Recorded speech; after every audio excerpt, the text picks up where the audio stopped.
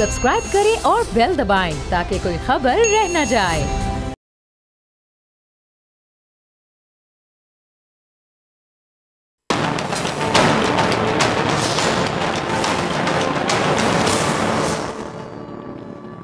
अस्सलाम वालेकुम नाज़रीन, मैं हूं डॉक्टर फ़िज़ा अकबर खान और मैं हूं पाकिस्तान और आप देख रहे हैं पाकिस्तान के सबसे बड़े न्यूज़ चैनल का नंबर 1 प्रोग्राम ऐसे नहीं चलेगा।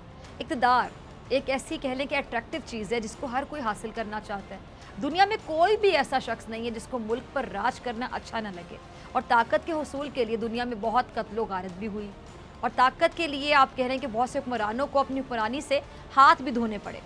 हमारे यहाँ भी इक़्तिदार के हुसूल के लिए कभी लालच से काम लिया गया, कभी ज़ोर ज़बरदस्ती से काम लिया गया, हुकूमतों का खात्मा किया गया और 90 की दहाई में हुकूमतों का आना जाना एक तल्ख और हकीकत पे मबनी मिसाल है, जहाँ सियासतदानों ने सियासतदानों की टांगें खींची और एक दूसरे को रौंद कर कुर्सी हासिल की। यानी कुर्सी के लिए क्या क्या कुछ नहीं किया गया। मुस्लिम लीग नून के सदर समेत कई लीगी रहनुमा इस बात का एतराफ़ भी कर चुके हैं कि सियासतदान एक दूसरे के खिलाफ खुद इस्तेमाल हुए और खूब इस्तेमाल हुए। हमारे रहबर जब इक़्तिदार के मज़े लूट लेते हैं ना, और जब उनकी हाकमियत का सुनहरा दौर ख़त्म हो जाता है, ये कह लें कि ख़त्म कर दिया जाता है, तो फिर वो अपने आप को आईने में देखने के बजाय इदारों पर इल्ज़ाम तराशी शुरू कर देते हैं।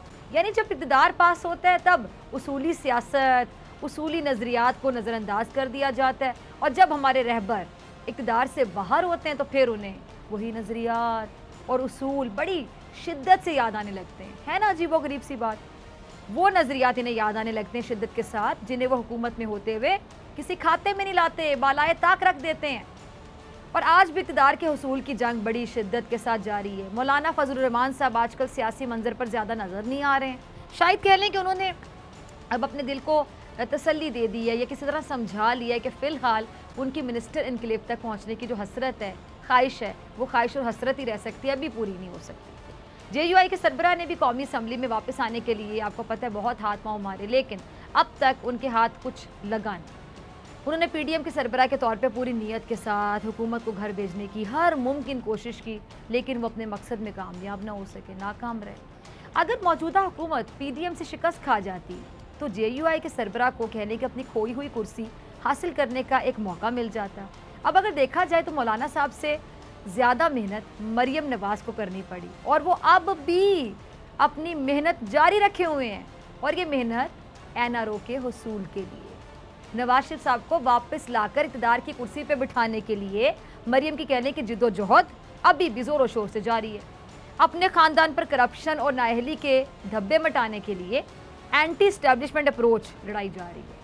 मरियम नवाज़ को अपनी और अपने वालिद की कह लें कि नाअहली ख़त्म कराना दरकार है, तो इस एतबार से अगर देखा जाए तो मरियम को मौलाना साहब से ज़्यादा ही मेहनत करना पड़ी और अब मज़ीद मेहनत भी उन्हें मतलूब है। मरियम की बदकिस्मती कह लें कि वो करप्शन में सज़ा पाकर किसी भी अवामी ओहदे के लिए नाअहल ही करार पाई। नून लीग की नायब सदर भी कौमी असम्बली की शक्ल देखने को तरस गई। खैर मरियम ने कौमी असम्बली की जो बिल्डिंग है वो बाहर से तो देखी होगी, लेकिन वो अंदर से ऐवान का नज़ारा नहीं कर सकी।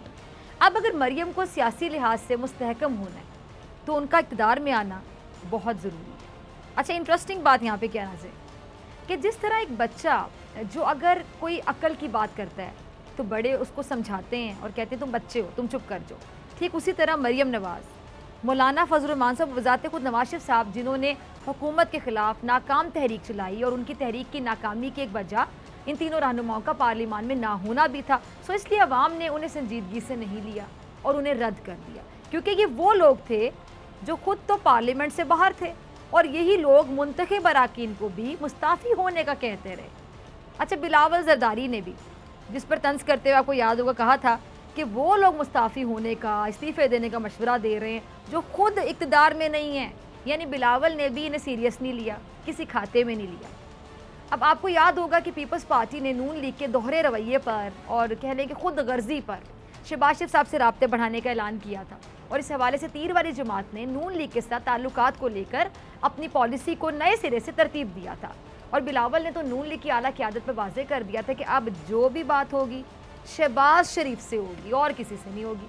और बिलावल ने ये जो ऐलान है ये आपको क्या लगता है ऐसे ही कर दिया था? ऐसे ही नहीं किया था और ऐसे कुछ भी नहीं किया जाता, कुछ ना कुछ वजह होती है। ये ऐलान इसलिए किया गया था क्योंकि पीपल्स पार्टी पार्लियामान की सियासत पर यकीन रखती है और शहबाज शरीफ साहब चूँकि पार्लियामेंट के रुकन हैं और शहबाज शरीफ ज़्यादा बेहतर अंदाज में कह लें कि सियासी मामलात को समझते हैं और समझ कर लेकर चल सकते हैं, इसलिए बिलावल ने शहबाज शरीफ साहब के साथ दोस्ती का हाथ बढ़ाया और जरदारी साहब ने शहबाज शरीफ साहब के साथ चलने के लिए आपको याद होगा आम डिप्लोमेसी का भी सहारा लिया, मैंगो डिप्लोमेसी। और यूँ जरदारी साहब ने शहबाज शरीफ साहब को आम भेजकर मरीम नवाज ग्रुप को कहने के धेंगा भी दिखाया। अच्छा, पीपल्स पार्टी ने शहबाज शरीफ साहब के साथ दोस्ती का हाथ इसलिए बढ़ाया क्योंकि शहबाज शरीफ साहब पार्लियामेंट के रुकन होने के साथ साथ ऐवान में ऑपोजिशन लीडर भी और शहबाज शरीफ साहब की सोच कह लें कि जमहूरी है, इसलिए सब जमातें उनके साथ खुश असलूबी के साथ चलने को तैयार हैं। अच्छा, पहले शेख रशीद साहब ने शहबाज शरीफ साहब के साथ चलने का इंदिया दिया था, याद होगा आपको, जिसके बाद क्या हुआ कि सियासी हलकों में एक बहस निकल पड़ी। बहस ये चल निकली कि जी हुकूमत सिर्फ शहबाज शरीफ साहब के साथ चलना चाहती है या फिर हुकूमत की जो ऑफ़र है ये पूरी मुस्लिम लीग नून के लिए। अब फवाद चौधरी साहब ने इस बात को ज़रा क्लियर कर दिया, वाजे कर दिया। किस तरह कि जी जो लोग पार्लियामान में मौजूद हैं ना, सिर्फ उनसे हुकूमत बात कर सकती है। बिल्कुल क्लियर हो गया, वाजे हो गया, यानी शहबाज शरीफ साहब और बिलावल के साथ बात हो सकती है, बाकी किसी से बात नहीं हो सकती। जो पार्लियामेंट में नहीं है वो तो सोचे बिना कि उससे बात हो सकती है। क्लिप चलाइएगा टीम सर। मरीम नवाज ने आज़ाद कश्मीर के जलसे में क्या कहा था कि जो लोग नवाज शरीफ साहब को माइनस करना चाहते थे अब वो देख लें कि नवाज शरीफ माइनस नहीं बल्कि प्लस हो गए। अगर नवाज शरीफ प्लस हुए होते तो गिलगित बल्तिस्तान की अवाम मुस्लिम लीग नून को हुकूमत बनाने के लिए मुंतखब करती। फिर क्यों गिलगित बल्तिस्तान से नवाज शरीफ माइनस हो गए प्लस की बजाय? आज़ाद कश्मीर की अवाम ने नून लीग को इंतखाबी मार्के में क्यों मुस्तरद कर दिया अगर नवाज शरीफ साहब प्लस हो गए थे? अच्छा, सियालकोट के ज़िमनी इंतखाब में भी नून लीग के कायद माइनस होते हुए नजर आए। फिर नून लीग की माजी की जो इत्तेहादी जमात पीपल्स पार्टी है उसने भी ना सिर्फ माइनस नवाज शरीफ बल्कि माइनस मरियम की पॉलिसी अपनाई और सिर्फ मुस्लिम लीग नून के सदर को अहमियत दी। और अब तो हुकूमत ने भी माइनस नवाज शरीफ, माइनस मरियम साहिबा और माइनस मौलाना फजलुर रहमान का फार्मूला अपना लिया। अच्छा, फवाद चौधरी साहब कई बार बड़ी इंटरेस्टिंग बातें कर जाते हैं। क्या फरमाते हैं फवाद चौधरी साहब कि नवाज शरीफ साहब से और ना मरियम से ना फजलुर रहमान से किसी से कोई बात नहीं होगी, सिर्फ पार्लियामेंट में मौजूद जो अपोजिशन की आदत है उसी से हुकूमत बात करने को तैयार है। और फवाद चौधरी साहब ने अपनी इस बात की वजाहत करते हुए कहा कि मरियम नवाज, फजलुर रहमान और नवाज शरीफ समेत जो पार्लियामेंट से बाहर हैं ये लोग इस निज़ाम को ताकतवर नहीं देखना चाहते। एक्चुअली ये क्या चाहते हैं? ये चाहते हैं कि निज़ाम बिगड़े और इन्हें किसी तरह से मौका मिले, इसलिए हुकूमत ऐसी साजिशें करने वालों से बात ही नहीं करेगी, कोई चक्कर ही नहीं है। अच्छा नाज़रीन, तदबीर से बिगड़ी हुई बनाई जा सकती है, लेकिन जो लोग जानबूझकर निज़ाम को महफूज करना चाहते हों या निज़ाम को बिगाड़ना चाहते हों, हुकूमत ने ऐसे लोगों के लिए कह लें कि वो बिल्कुल दरवाजे बंद कर दिए मुज़ाकरात के, कोई चक्कर ही नहीं है, बाहर खड़े रहें, दरवाजे बंद हैं। अब मरियम नवाज ग्रुप हुकूमत के ऐलान के बाद क्या होगा? ज़ाहिर बात है हवास बाख्ता हो गया। और वैसे तो नून लीग की आला क़यादत की मिसाल कह लें कि अंगूर खट्टे हैं, यही वाली है, क्योंकि माजी में जब भी नून लीग की जानिब से डील की कोशिश की जाती रही और जब कुछ मिलता नहीं था तो फिर इदारों पर चढ़ाई करने का अमल शुरू कर दिया जाता था, फिर डील ना लेने की कस्में खाई जाने लगी। और अब भी नून लीग की जो आला क़यादत है वो यही कह रही है कि जी किसी से कोई बात नहीं होगी, क्योंकि मरियम नवाज ग्रुप के बकौल ये सिलेक्टेड टोला है जिसका जमहूरियत और पार्लियामेंट से कोई लेना देना ही नहीं है, जबकि हुकूमत और पीपल्स पार्टी के ख्याल में मरियम नवाज ग्रुप और मौलाना साहब का पार्लिमानी सियासत से कोई लेना देना नहीं है। अच्छा, हुकूमत समझती है कि मुल्क से बाहर बैठे मफरूर अफराद को पार्टी की क़यादत करने का कोई हक नहीं है। अच्छा, शहबाज शरीफ साहब के माजी भुलाकर आगे बढ़ने के बयान को फवाद चौधरी साहब बड़ा खुश आइंद करार दे रहे हैं। और वैसे माजी भुलाना जो है वो अजाब से कम नहीं होता, लेकिन माजी की जो तल्ख यादें हैं ना उनको नज़रअंदाज करके मुल्क की सालमियत के लिए मेरे ख्याल से आगे बढ़ने में भलाई होती है और ऐसा होना चाहिए। और जो लोग मनफी सियासत करते आते हैं उनकी इस जो तर्ज सियासत है उससे मुल्क का नुकसान हुआ, बहुत ज़्यादा हुआ। और मेरे ख्याल से उन लोगों को माइनस करके आगे बढ़ने का जो हुकूमती फ़ैसला है बड़ा खुश आइंद है, बड़ा दुरुस्त है, बिल्कुल सही है। लेकिन क्या मुल्क का नुकसान करने वालों पर एक सवाल है कि जिन्होंने मुल्क का नुकसान किया सिर्फ उन पर मुज़ाकरात के दरवाजे बंद कर देना या मुज़ाकरात के लिए उनको क्लियर माइनस कर देना, क्या यही काफ़ी होगा? क्या अब इसलिए जो एहतसाब की छुरी है वो चलने का जो अमल है वो सुस्त रवि का शिकार इसलिए तो नहीं हो गया? शेख रशीद साहब का क्लिप होगा, ज़रा चलाइएगा। अच्छा, हुकूमत पर आज से नहीं, बहुत पहले से डील के इल्ज़ाम लगते रहे हैं। जब नवाज शरीफ साहब बाहर गए तो हुकूमत पर सवाल उठे कि नवाज शरीफ साहब को बाहर क्यों जाने दिया गया, जिसका जवाब इमरान खान साहब बार बार दे चुके हैं कि जी उन्हें नवाज शरीफ साहब की हालत इतनी ख़राब बताई गई कि वज़ीर आज़म को उन्हें मुल्क से बाहर जाने देना पड़ा कि भाई इनको तो कभी भी कुछ हो जाएगा। फिर इसी तरह जब शहबाज शरीफ साहब जेल से बाहर आए तो उन्होंने फौरी तौर पर लंदन यात्रा के लिए उड़ान भरने की कोशिश की, तो उस वक्त भी ये तासुर गया था कि हुकूमत शहबाज शरीफ साहब को डील दे रही है। लेकिन फिर हुकूमत ने अपनी साख को ख़राब होता देखकर कह लें कि होश के नाखून लिए और अपने ऊपर डील का जो तासुर है उसको ज़ायल करने के लिए शहबाज शरीफ साहब को बाहर जाने से रोक दिया। अच्छा, ये भी दुरुस्त है कि शहबाज शरीफ साहब जब भी बैरून मुल्क गए वो वापस भी लौटे और पीपल्स पार्टी भी नून लीग से इख्तिलाफात के बावजूद शहबाज शरीफ साहब का वतन वापसी का ट्रैक रिकॉर्ड देखते हुए कह उठी कि उन्हें बाहर जाने देना चाहिए था, लेकिन हुकूमत ने एक ना सुनी और वफाकी हुकूमत ने शहबाज शरीफ साहब की परवाज़ को कहने के रोक लिया। अच्छा, उस पर फिर वज़ीर आज़म ने बयान देते हुए क्या कहा था कि शहबाज शरीफ बाहर भागने लगे थे और उन्हें इसीलिए बाहर जाने की जल्दी पड़ी हुई थी कि वो रातों रात लंदन फ़रार होना चाहते थे। गर्ज के वज़ीर आज़म ने भी अपने रद्द-ए-अमल में बताने की कोशिश की कि अब किसी को भी डील नहीं मिलेगी, मुल्क की दौलत लूटने वालों को मुल्क से बाहर नहीं जाने दिया जाएगा। अच्छा नाज़रीन, तहरीक इंसाफ के इंतखाबी मंशूर का एक अहम तरीन नारा एहतसाब था, सबको पता है, और मुल्क को दो दो हाथों से लूटने वालों को कानून के कटहरे में लाना तहरीक इंसाफ का कह लें कि एक बुनियादी मकसद, मरकज़ी मकसद था। लेकिन अब जो सिचुएशन है, लग ऐसा रहा है कि हुकूमत अपने एहतसाब के नारे से पीछे हट रही है, क्योंकि अभी जो शेख रशीद साहब ने बात की, आपने सुना, वज़ीर दाखिला शेख रशीद साहब ने बरतानिया से नवाज शरीफ साहब और बानी मुत्तहिदा को वापस लाने के मामले से हाथ उठा लिया। और इस्लामाबाद में जब उन्होंने मीडिया से गुफ्तगू की, क्या कह रहे थे शेख साहब, आपने भी क्लिप देखा, सुना, कहते हैं कि मैं ना नवाज शरीफ को ला सका हूँ और ना बानी मुत्तहिदा को वापस ला सका हूँ। और ये वज़ीर दाखिला हैं जो ये बात कह रहे हैं, ज़रा सोचें। मज़ीद क्या कहते हैं वो भी सुन लें। कहते हैं कि शहबाज शरीफ साहब ने ECL से नाम निकालने की दरख्वास्त ही नहीं दी, वो रास्ता बना रहे हैं कि नवाज शरीफ इलेक्शन के दिनों में सीधा जेल ना जाएं। अब नाज़रीन, शेख रशीद साहब का ये एतराफ़ करना कि वो नवाज शरीफ साहब को वापस नहीं लाए और ना ही वो उन्हें वापस ला सकेंगे, शेख साहब के इस एतराफ़ से सिचुएशन बड़ी क्लियर है, वाज़े लग यही रहा है कि नवाज शरीफ साहब अब अपनी मर्ज़ी से वापस आना चाहें तो ही आ सकते हैं। अब हुकूमत ने इस मामले में कुछ नहीं करना, कख नहीं करना, इन्होंने हाथ खड़े कर लिए, ये समझ लें। और हुकूमत ने तो फिर बड़े बड़े वादे किए थे, बड़े बड़े दावे किए थे कि कुछ भी हो जाए नवाज शरीफ वापस आएगा, कुछ भी हो जाए नवाज शरीफ को हर सूरत में वतन वापस लेकर आएंगे। क्या था, इसी हुकूमत ने कहा था, बड़े बड़े दावे, बड़े बड़े वादे। अब ये जो शेख साहब बातें कर रहे हैं, कुछ समझ आ रही है आपको?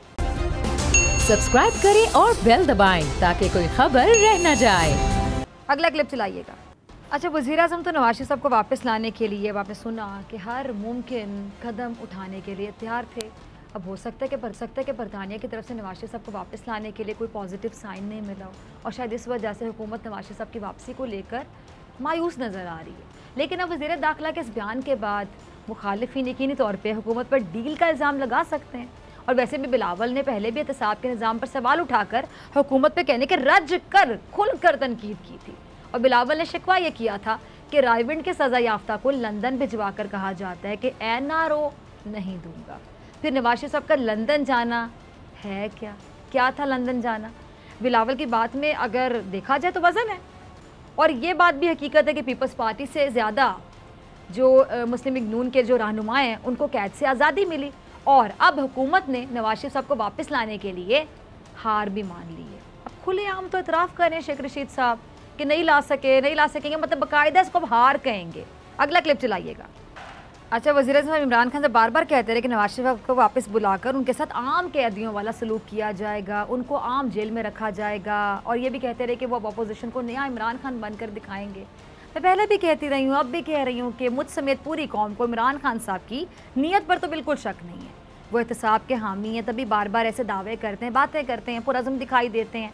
और वज़ीर आज़म साहब ने अवाम से वादा किया था कि वो बड़े छोटे आम खास में फ़र्क किए बगैर सबको एहतसाब के दायरे में लाएंगे। लेकिन अब लग ऐसे रहा है कि हुकूमत की जो एहतसाब पर गिरफ्त है वो शायद कमज़ोर होती जा रही है। और ये भी खबरें गर्दिश कर रही हैं कि मरियम नवाज़ भी बाहर जाने के लिए बड़ी कोशिश कर रही हैं, बड़े पर तोल रही हैं। लेकिन हुकूमत ने इस पर साफ साफ मौक़िफ़ ये दिया है कि मरियम को किसी भी सूरत बाहर नहीं जाने दिया जाएगा। जबकि मरियम का ये कहना है कि उनकी एक सर्जरी है जो सिर्फ बाहर ही हो सकती है।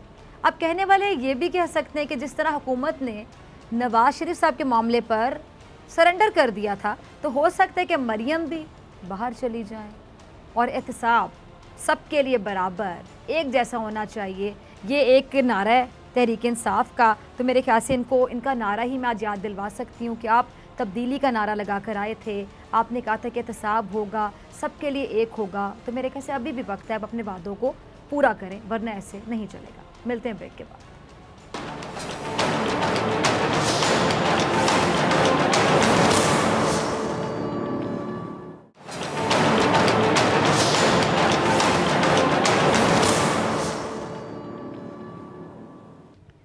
वेलकम बैक नाज़रीन। मुल्क भर में आज यौम शोहदाए पुलिस मनाया जा रहा है। वतन अजीज़ में अमन व इस्तेहकाम और आवाम के जानो माल की हिफाजत के लिए अपनी जानों के नजराने पेश करने वाले पुलिस फोर्स के जवानों को बोल और ऐसे नहीं चलेगा कि टीम खिराज अकीदत पेश करती है। और इसी की मुनासबत से पुलिस फोर्स की खिदमात के एतराफ़ में आर्मी चीफ समेत विफाकी वज़रा और सूबाई पुलिस सरबराहान की जानिब से शोहदा की कुर्बानियों की याद में खिराज अकीदत भी पेश किया गया। अच्छा, हर साल 4 अगस्त को मुल्की सतह पर यौम शोहदाए पुलिस मनाया जाता है, जिसका मकसद यकीनी तौर पर शोहदा पुलिस की जो बेमिसाल कुर्बानियाँ हैं उनको खिराज अकीदत पेश करना और उन बहादुर सपूतों के अहले खाना के साथ इजहार यकजहती होता है। अच्छा, वज़ीर ख़ारजा शाह महमूद कुरैशी साहब ने कहा है कि वो आज यौम शोहदा पुलिस के मौके पर उन शोहदा को खिराज अकीदत पेश करते हैं जिन्होंने वतन अजीज़ से दहशतगर्दी के नासूर को जड़ से उखाड़ने के लिए अपनी कीमती जानों के नजराने पेश कर दिए। नाज़रीन, मुझ समेत पूरी कौम को शोहदा की जो लाजवाल कुर्बानी है उस पर फ़ख्र है। पुलिस की कुर्बानियाँ और पुलिस के किरदार को अवाम कैसे देखते हैं? क्या पुलिस की जो हालिया परफॉर्मेंस है, कारकर्दगी है, उससे अवाम मुतमईन हैं भी या नहीं? और अवाम की नज़र में पुलिस का जो इमेज है वो कैसा है? इस हवाले से देखिए बोल अवाम बोल। सर अल्हम्दुलिल्लाह मैं मुतमईन हूँ। क्राइम तो जहाँ भी होता है सर, क्राइम कहीं भी नहीं रुक सकता। हाँ, पुलिस कोशिश ज़रूर करती है, आवाम को भी कुछ सोचना चाहिए कि हम पुलिस वालों के साथ क्या कर रहे हैं। मैं पुलिस की कारकर्दगी से बिल्कुल मुतमईन नहीं हूँ, इस वजह से कि हम अपने आप को गैर महफूज तस्वर करते हैं। कारकर्दगी भी बेहतर है, पहले से काफ़ी बेहतर है कारकर्दगी। पुलिस का काम मदद आपकी, अब ये नहीं रहा, ये फार्मूला नहीं है। अब मदद आप अपनी मदद आप में है। अब 60% मुतमईन है, 40% नहीं मुतमईन है। जो पुलिस वालों की ड्यूटी है ना, उसको जो है ना अपने पराहिस को जो है ना हकीकी मानों में सरंजाम देना चाहिए। पुलिस की जो परफॉर्मेंस है वो आपके सामने ही है। 50% मुतमईन है, कुछ उनमें भी खामियां हैं, कुछ हमारी भी गलतियां होती हैं, हम भी वायलेट कर रहे होते हैं। अपना रवैया तो तब्दील करना चाहिए। आवाम ये हमारे मुहाफ़िज़ हैं, हमारा इनको ख्याल रखना चाहिए।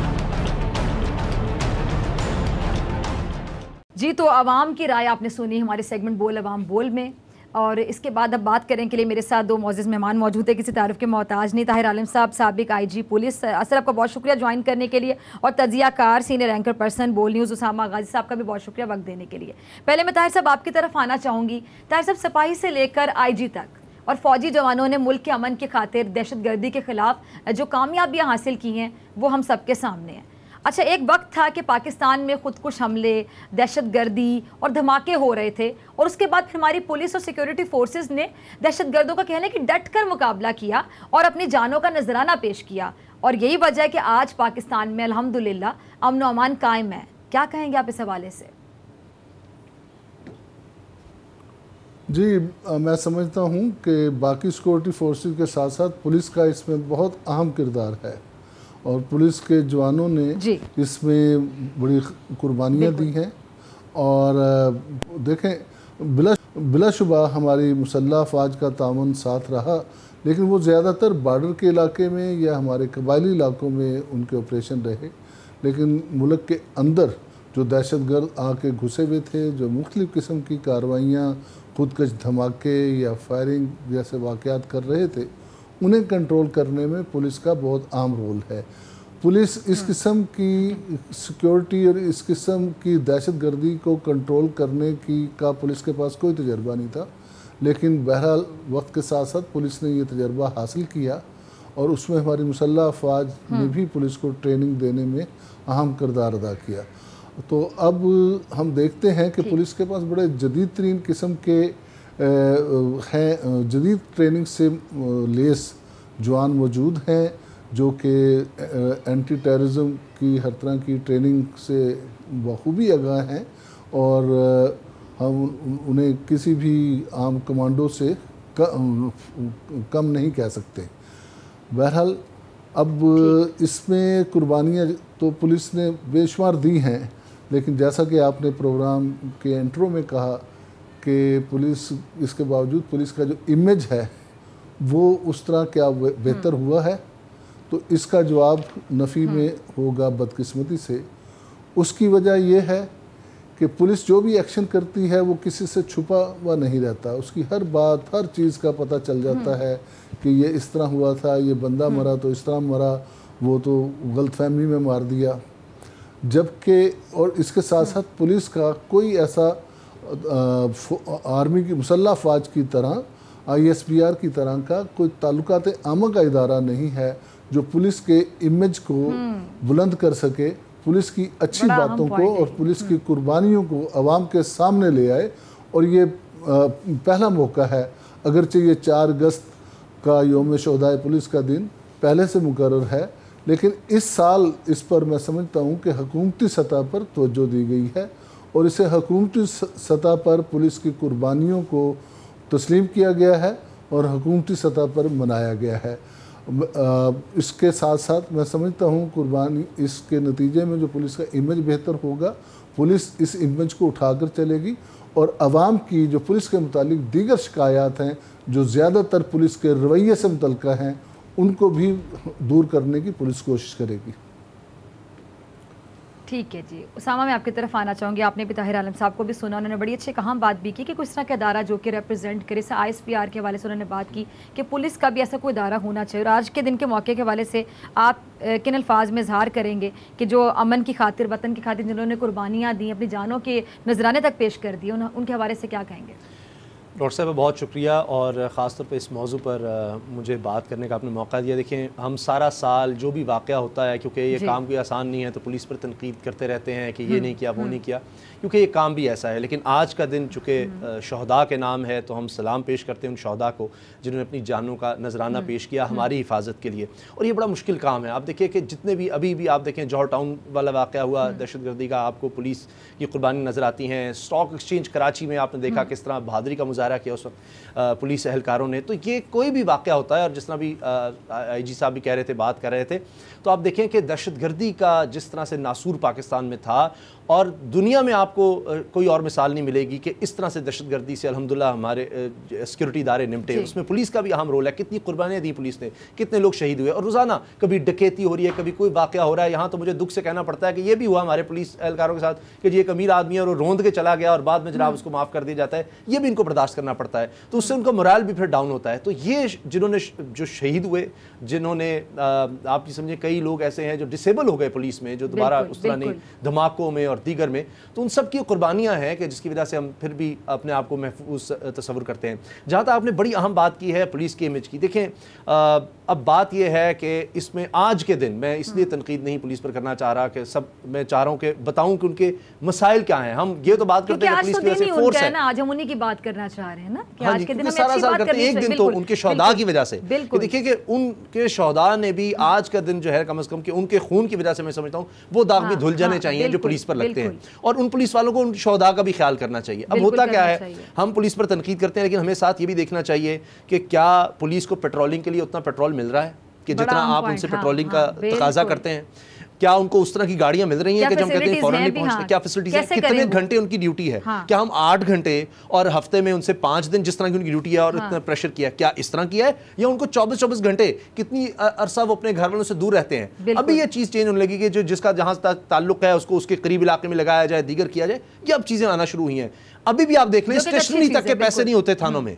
हम थाना कल्चर की बड़ी बात करते हैं, लेकिन आप चेक कर लें कि अगर आपको पता लगे कि जनाब आपको मिलता है जी 2 लीटर दिन का पेट्रोल, जितने पैसे मिलते हैं, और आपने जो पेट्रोलिंग करनी है उसमें तो 200 लीटर लग जाता है, तो कहां से पूरा करना आपने अहम पॉइंट रेज किया। तो इस तरह की बेशुमार चीजें हैं। उनकी सैलरी कितनी है, क्या एक इंटरनेशनल स्टैंडर्ड के मुताबिक सैलरी है या नहीं है, तो हम ये नहीं कह सकते कि ये मसाइल नहीं है और ये मसाइल हमें हल किए बगैर हम पुलिस से उतना कुछ मांगे जितना हम तसव्वुर करते हैं। अच्छा, अगर सॉरी मैं आपकी बात काट रही हूँ, ताहिर आलम साहब की तरफ चलते हैं। आपका ये सवाल लेके उसामा गाजी ने बड़ा अच्छा एक सवाल उठाया। ताहिर साहब, आपने सुना होगा, आप आईजी रैंक तक गए हैं माशाल्लाह, एक बड़ा रैंक आपका, तो आपको क्या लगता है कि जिस उसामा गाजी साहब कह रहे हैं कि जी क्या इतना पेट्रोल दिया जाता है, क्या इतनी फैसिलिटीज़ दी जाती हैं, क्या इतनी तनख्वाहें होती हैं कि हम उनसे एक्सपेक्ट करते हैं, उनको दिया क्या जाता है जितनी हमारी एक्सपेक्टेशंस होती हैं, तो आपके ख्याल में क्या इस बारे में बात नहीं हुई होगी? तमाम लोग कोशिश भी करते रहेंगे कि पुलिस डिपार्टमेंट में जो मसाइल उनको हल कैसे किया जाए, और अगर इन केस के अगर हल हो जाते हैं, लाइक उनकी तनख्वाहें भी ज़्यादा हो जाएँ, उनको पेट्रोल ज़्यादा दिया जाए, वो पेट्रोलिंग भी कर सकें, फिर उसके उनके मामला बाकी भी हैंडल किए जा सकें, तो उसके बाद आपको लगता है कि मसाइल हल हो सकते हैं? और उसके बाद भी अगर नहीं होते तो फिर क्या मसला आपको दिखाई देता है? हम पुलिस के इन इश्यूज को दो हिस्सों में तकसीम कर लेते हैं। एक वो जो कि पुलिस मुलाजमीन की सैलरीज और उनके प्रिविलेज से मुतल्लिका है, और दूसरा इशू वो है कि जो पुलिस की फंक्शनिंग के लिए उनके पास वसाइल का होना ज़रूरी है। तो मेरा ख्याल मैं उसी का जिक्र करता हूँ कि क्या पुलिस के पास वसाइल काफ़ी हैं।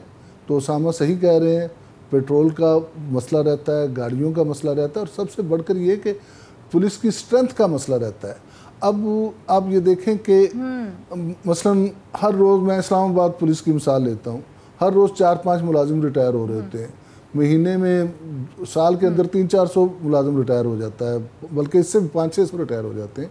अब होना तो ये चाहिए कि उस आईजी को खुद ये इख्तियार हो कि वो जैसे ही वैकेंसीज खाली हों वो साल के साल उन्हें भर्ती करता चला जाए, क्योंकि उनका बजट पहले से सैंक्शन होता है। जो रिटायर्ड लोग हो चुके होते हैं उनके अगेंस्ट मैं बात कर रहा हूँ, लेकिन उसके लिए भी उसे अप्रूवल लेनी पड़ती है होम डिपार्टमेंट से, फिनांस डिपार्टमेंट से, और अप्रूवल में काफ़ी अरसा लग जाता है। और फिर जब अप्रूवल आ जाती है तो एक मज़ाक़ा खेज़ आपको बात में बताऊँगा कि फिर एक ऐड तैयार किया जाता है अखबारात में देने के लिए, जिसमें भर्ती के मुतालिक इश्तिहार दिया जाता है।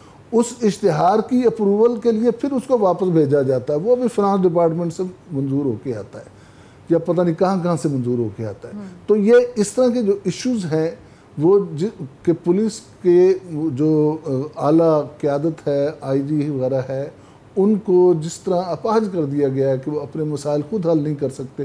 फ़र्ज़ किया आईजी के पास ट्रांसपोर्ट की हेड में बजट पड़ा हुआ है ज़्यादा, लेकिन उसे ट्रांसपोर्ट नहीं चाहिए, उसे वेपन चाहिए, तो वो उसको ये इख्तियार भी नहीं कि वो उस बजट का वेपन ख़रीद ले, उसे फिर वो बजट का हेड चेंज कराने के लिए एक लंबा प्रोसेस करना पड़ेगा।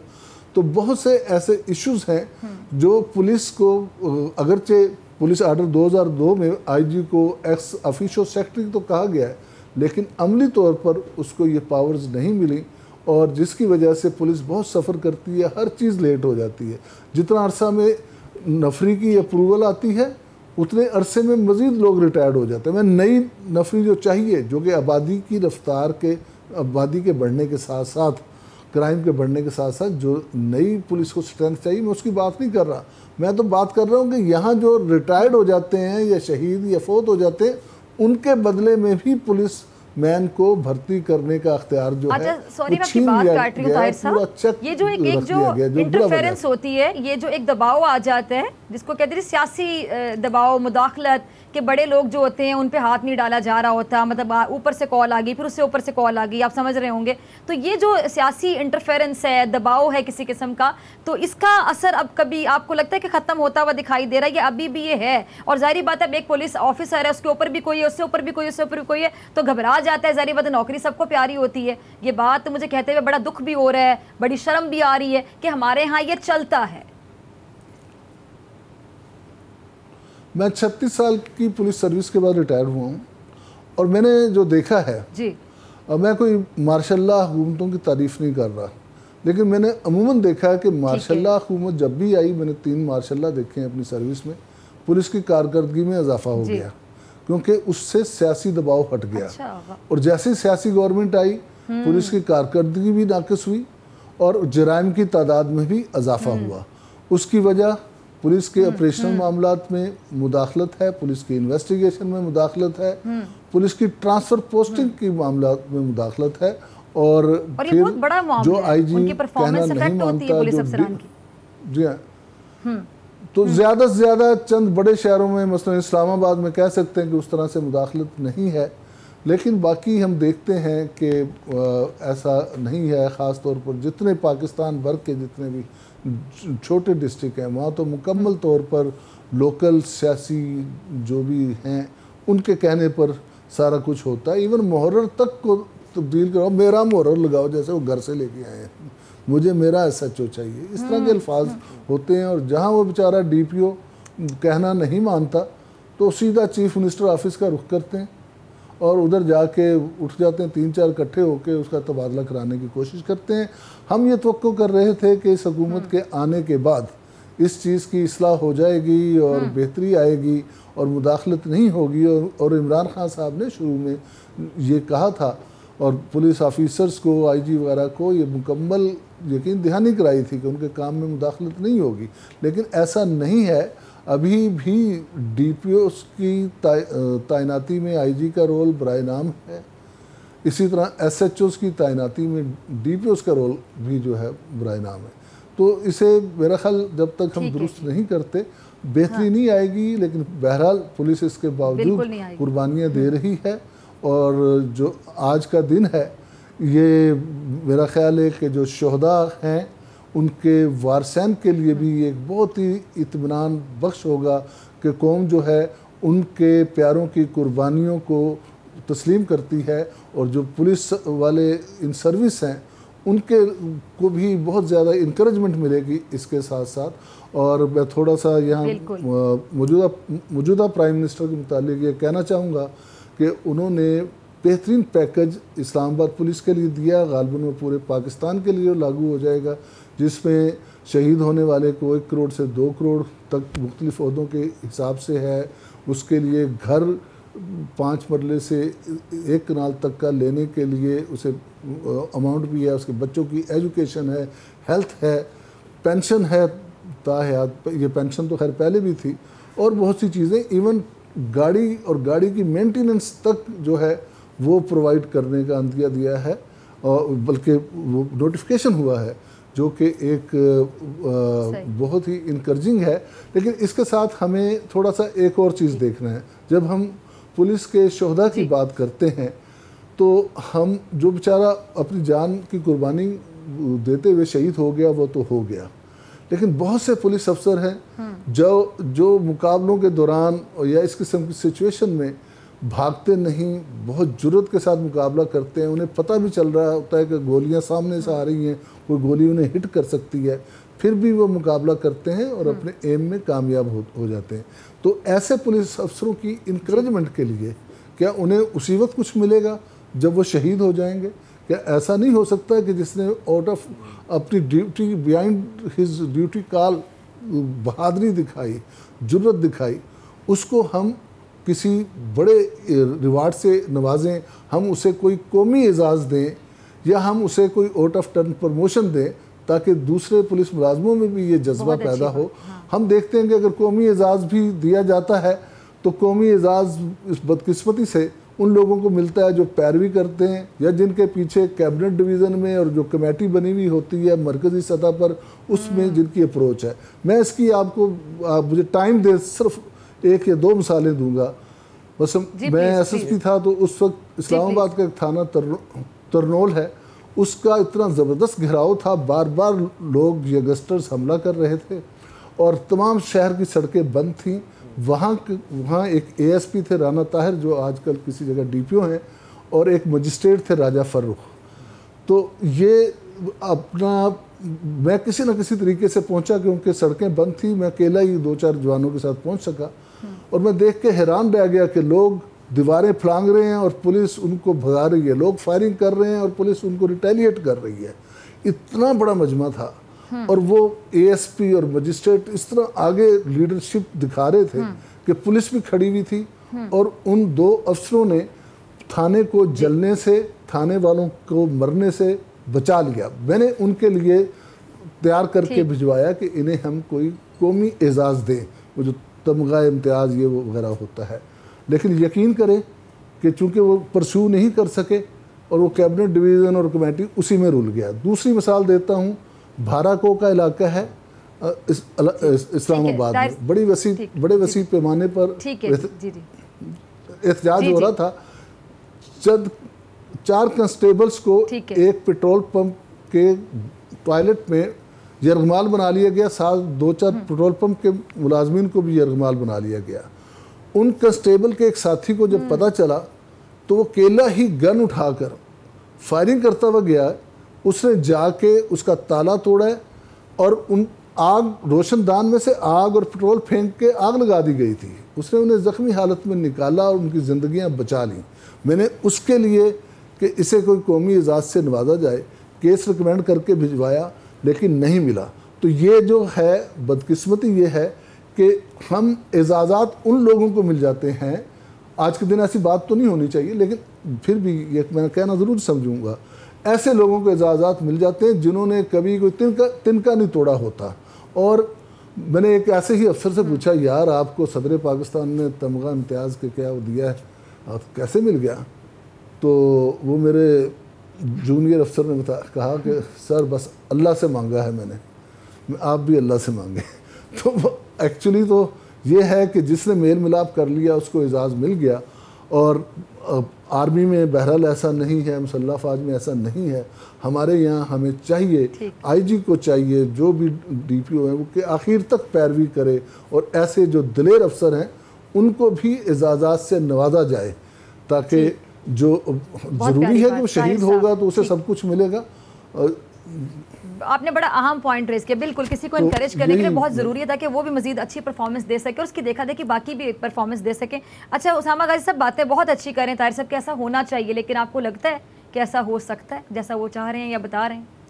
मेरा ख्याल है कि बिल्कुल तमाम पुलिस अफसरान को अगर वो इस पर तवज्जो दें और हुकूमत से कहें तो ये हो सकता है कि जिस तरह पहले अभी खुद ही आईजी साहब ने कहा है कि अब तक मराद जो हैं पहले से बेहतर हो रही हैं, तो ये बड़ी अच्छी बात है। एक चीज़ मैं आखिर में सिर्फ ये कहना चाहता हूँ कि प्रोसिक्यूशन को भी बेहतर करने की ज़रूरत है, पुलिस का मोराल को बेहतर करने के लिए। एक बड़े आला पुलिस अफसर थे, उन्होंने मुझे एक दफ़ा बात सुनाई। उन्होंने कहा जी हम मोबाइल छीनने की वारदात में किसी को पकड़ते हैं और 3 महीने बाद वो जेल से ज़मानत पर आ जाता है बाहर, और अगली दफ़ा जब उसको पढ़ते हैं पता लगा उसने कत्ल भी कर दिया हुआ है, रेप का भी वो मुजरिम है। तो वो होता ये है कि वो जेल में जाकर वो सीख जाता है, अच्छा 3-6 महीने में बाहर आ जाता हूँ, जमानत हो जाती है। कोई खौफ नहीं रहता सजा का। जी, निजाम को बेहतर करने की जरूरत है, इससे पुलिस मोराल भी अप होगा। वो भी थक जाते कहते हैं हम बंदे को पकड़ते हैं, अंदर ले जाते हैं तो पता लगता है ये है, इसको तो हमने पकड़ा था कोई 1-2 साल पहले, अब ये इतना बड़ा मुजरिम बन गया है। तो ये जो सजा का अमल है इसको भी हमें बेहतर बनाना है, उससे भी हमारी पुलिस का मोराल भी बेहतर होगा और पुलिसिंग भी बेहतर होगी, उन पर ये दबाव भी कम होगा। ठीक है जी, ताहिर आलम साहब और उसामा गाजी साहब दोनों का बहुत शुक्रिया। इसी के साथ डॉक्टर फ़िज़ा अकबर खान को दीजिए इजाज़त, आपसे मुलाकात होगी इंशाल्लाह कल सेम टाइम सेम चैनल। अगर ज़िंदगी ने वफ़ा की, दुआओं में याद रखिएगा, अपना बहुत ख्याल रखिएगा।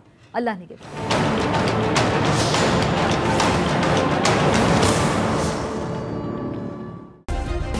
सब्सक्राइब करें और बेल दबाएं ताकि कोई खबर रह न जाए।